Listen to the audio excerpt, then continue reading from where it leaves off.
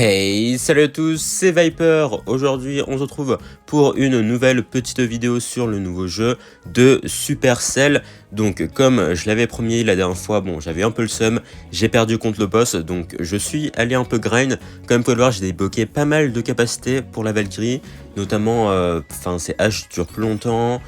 Il y a plus de haches qui tournent autour d'elle. Et je suis de retour au niveau 5, donc on va repartir, voilà, pour une nouvelle tentative parce que la dernière fois on s'est fait surprendre. J'avoue que j'ai joué le barbare, c'était peut-être une très mauvaise idée. Et ok, on va voir ce que ça donne. Donc par contre c'est vrai que si on trouve personne, faut que je relance parce que je suis déjà revenu au niveau 5 une fois.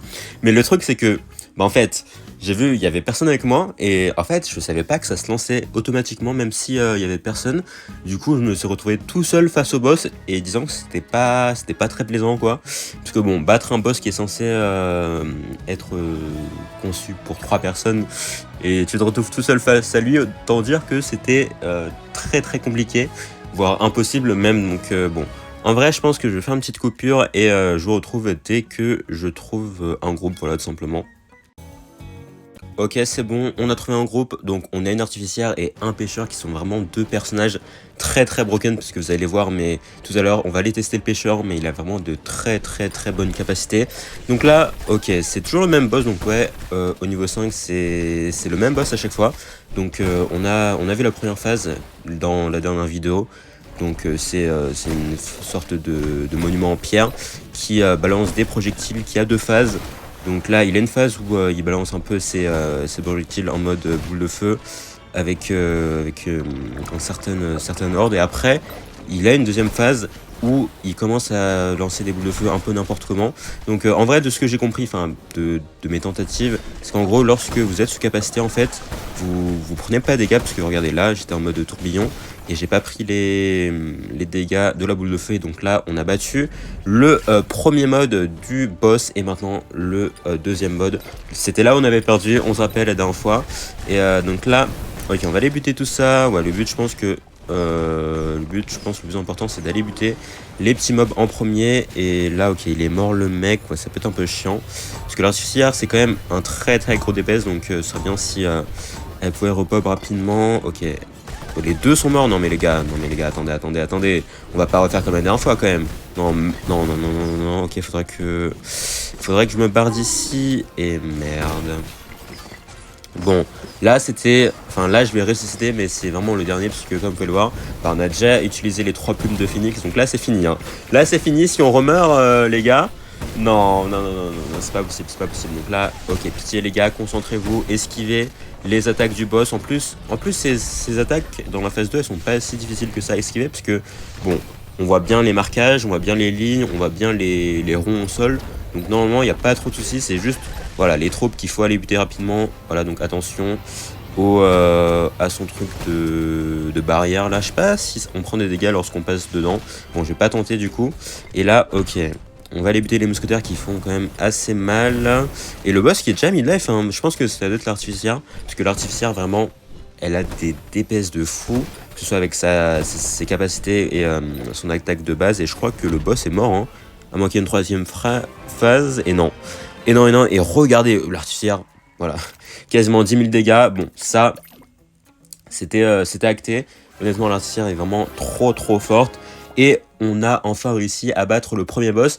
Et on va partir directement, voilà, sans plus tarder pour le prochain palier. Mais cette fois-ci, on va tester le pêcheur. Donc j'ai pas débloqué de capacité malheureusement, mais j'ai pu tester quelques games quand même. Et franchement, il a des très bonnes capacités, même au niveau des stats. Hein, il est bien supérieur aux autres. Mais bon, en vrai, pour l'instant, de ce que je peux dire sur le jeu, c'est que bon, ça se voit que c'est un jeu en pré-alpha, hein, vous pouvez voir que ce soit au niveau des graphismes, au niveau de la qualité du jeu, c'est pas encore trop ça.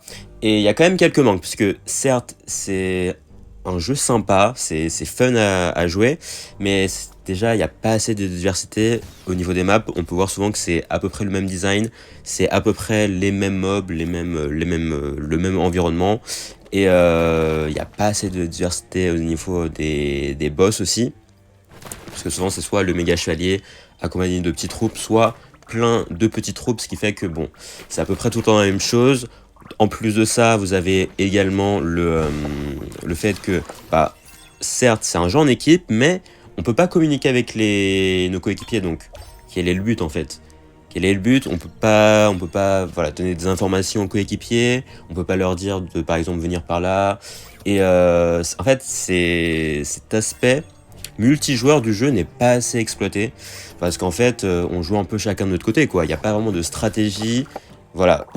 Ok, faudra que j'y vienne aussi au niveau de la stratégie. En fait, il n'y a pas de stratégie sur le jeu, c'est juste tu spams des boutons, t'attaques. Et voilà. Bon, certes, parfois, par exemple, contre le boss là tout à l'heure, il y avait quelques notions d'esquive, mais par exemple, voilà, vous n'avez pas de bouton d'esquive dans le jeu. Donc c'est un peu bonheur à la chance, hein, j'ai envie de dire. Parfois ton personnage esquive les attaques, tu sais pas comment, mais ça marche comme ça. Mais sinon, hormis ça, il y a quand même des bons points, que ce soit au niveau des skills que tu peux récupérer, enfin des bonus, des avantages, je sais pas comment on peut les appeler, voilà, les perks, comme ils les appellent. Ça c'est un bon système, même si c'est un peu parfois disruptif au niveau du gameplay, parce que voilà, ça apparaît un peu comme ça, alors que tu es en plein fight contre des mobs. Mais ça c'est un truc cool, voilà, qu'il faudrait améliorer bien sûr, mais c'est déjà un bon début. Donc bref, attendez, là on est en train de voilà, avancer un peu. Donc comme vous pouvez le voir, hein, le pêcheur il a bon, son fish slap, voilà, comme dans Clash Royale.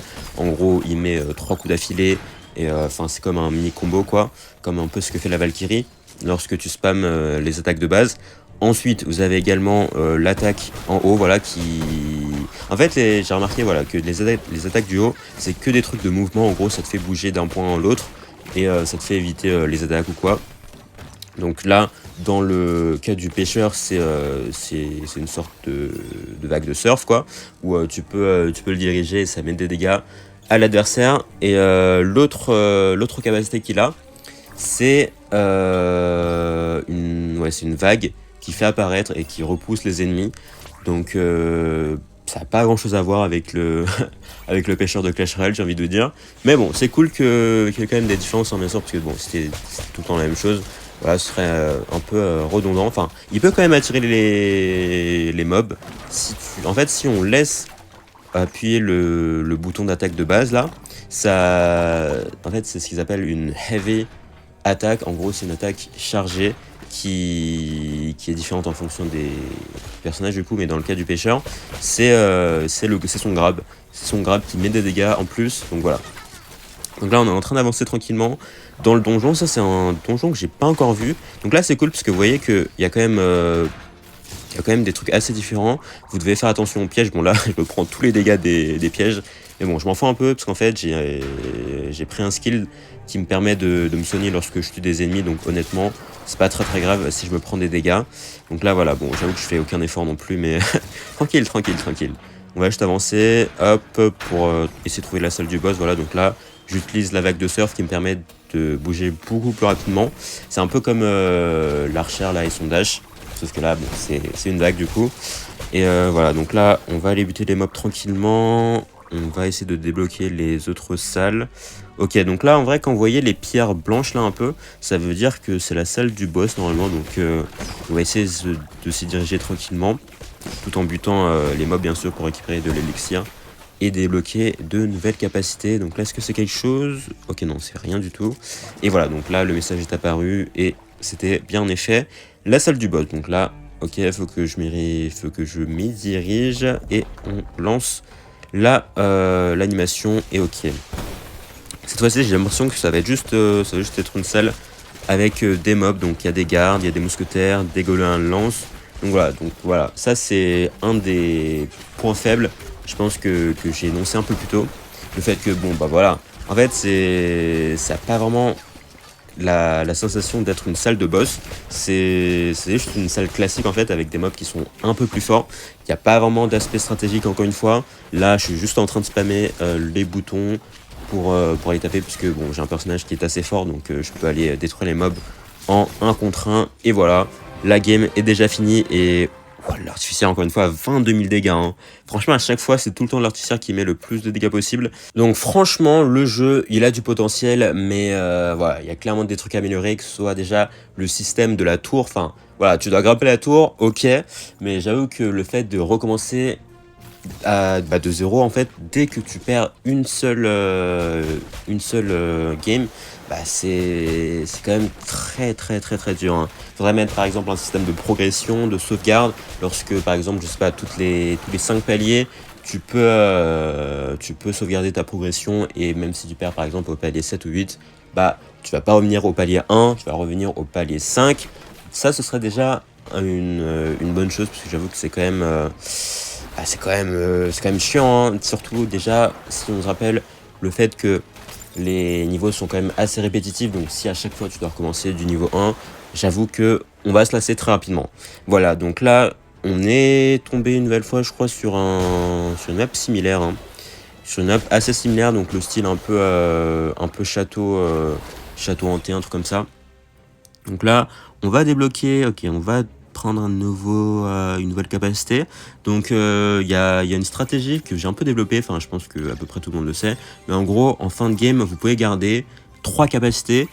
Donc le but, ça va être d'améliorer les capacités que vous avez au niveau 3, histoire de les garder à la prochaine game. Et donc vous serez déjà quand même assez bien parti pour la suivante. Et après, vous pourrez affiner avec les autres capacités que vous pourrez débloquer durant la game. Donc là, ça, les petits trucs jaunes là, c'est des trucs de soins, et ça, c'est des gemmes. Et les gemmes sont quand même assez importantes, puisqu'il faut savoir que en gros, il y a des petits endroits avec une sorte de fissure au sol, où lorsque vous marchez dessus, en gros, ça vous permet d'acheter des boosts. Donc ça peut être des boosts de soins, des boosts pourcentage de coups critiques, pourcentage d'esquive, pourcentage d'attaque.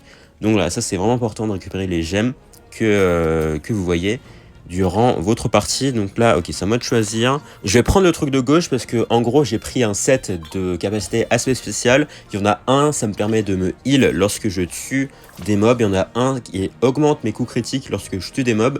Et il y en a un, je crois que ça me soigne lorsque je mets des coups critiques. Mais en gros, il y a vraiment 3 capacités. Lorsque vous les avez toutes ensemble, ça fait vraiment des miracles. En gros, vous récupérez déjà toujours vos capacités. Oui, voilà, il y a une de mes capacités qui fait que lorsque je mets un coup critique, voilà, comme vous pouvez voir ici, en gros, ça enlève le cooldown de mes capacités spéciales, et ce qui fait que c'est quand même très OP, hein, vous pouvez le remarquer.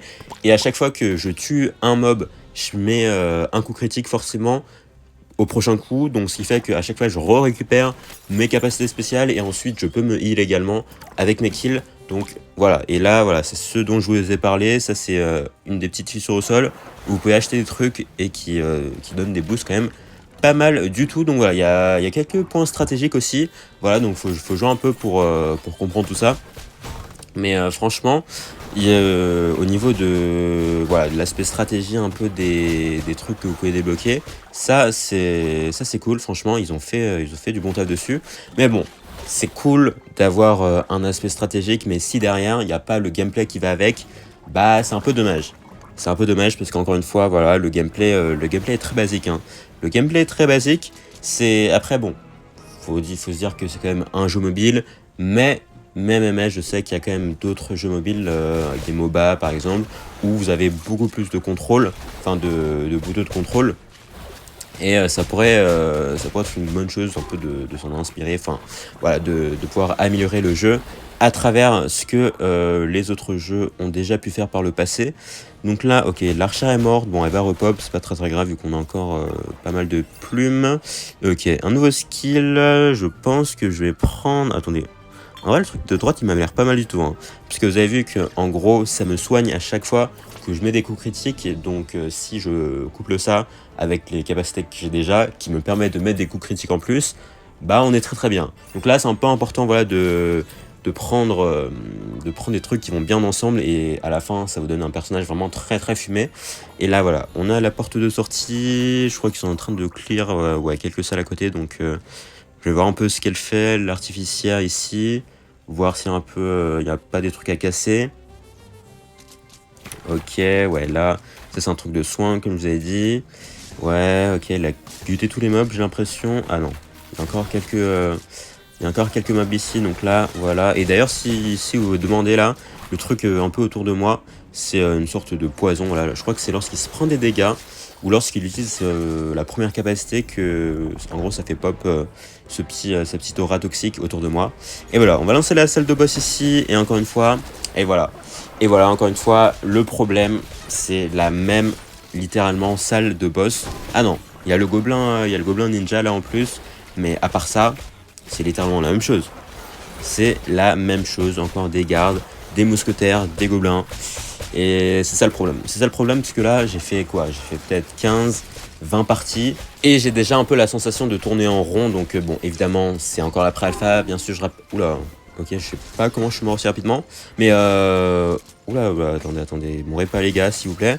Mais ouais, bon, c'est clairement que la pré-alpha. Je sais que c'est pas... Enfin, ils sont pas que ça en stock. Mais quand même, j'aurais aimé un peu plus de maps, un peu plus de mobs différents.